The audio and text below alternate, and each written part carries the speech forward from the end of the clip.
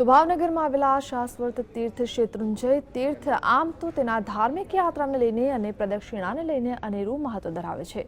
જો કે આજકાલે શેત્રુંજય પર્વત સાથે વિવાદના વાદળો ઘેરાયેલા રહે છે।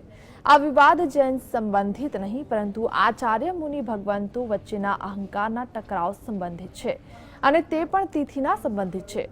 શું છે આ વિવાદ, જોઈએ આ અહેવાલમાં। શત્રુંજય પર્વતથી ઘેરાયેલા નવા વિવાદના વાદળો જૈન ધર્મ સંબંધિત નથી, પરંતુ એક તિથિ અને બે તિથિના આચાર્ય મુનિ ભગવંતો વચ્ચેના અહમના ટકરાવથી ઘેરાયેલા છે। શત્રુંજય શબ્દાર્થમાં જ પ્રાકૃત સાહિત્યમાં મનુષ્યના ભીતરના શત્રુઓ જેવા કે રાગ દ્વેષ, કામ ક્રોધ, મોહ માયા, લોભ લાલસાનો ત્યાગ એ જૈન ધર્મના પાયાના સિદ્ધાંતોની વાતો છે। જૈન સમાજ તેને અતિચાર તરીકે ઓળખે છે।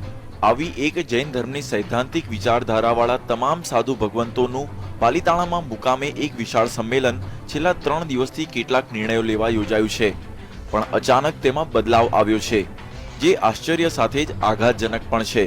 છેલ્લા 3 દિવસથી જાહેરમાં ફિરકાઓના એકરૂપ થવા અંગેની ચર્ચા, મસલત કે મંત્રણાઓનો કોઈ ઉકેલ ઉભય પક્ષે ન આવતા જ જૈન ધર્મી વિશાળ ઉપાસક વર્ગના ચિત્તમાં ગ્લાનિનો અનુભવ વ્યાપ્ત થયો છે। જૈન ધર્મના અનુયાયીઓના સમાજને ભગવાન મહાવીર સ્વામીએ 25મા તીર્થંકરનું સન્માન આપ્યું છે। એ 25મા તીર્થંકરનું હૃદય દુભાય તેવું ચિત્ર એક તિથિ અને બે તિથિના મુનિ ભગવંતોના પારસ્પરિક વર્તન પરથી પ્રગટ થઈ રહ્યું છે। જો કે ભગવાન મહાવીર સ્વામી ન તો એક તિથિના કે ન તો બે તિથિના છે, તેઓ તો ક્ષણથી યુગો સુધીના કાલાતીત પરમ તત્વ છે।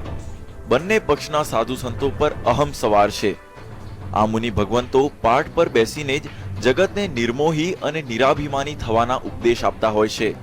જૈનો અને જૈનેતરો પણ તેમની વાણીના અમૃત પ્રવાહને પોતપોતાના જીવનમાં સાર્થક કરતા હોય છે।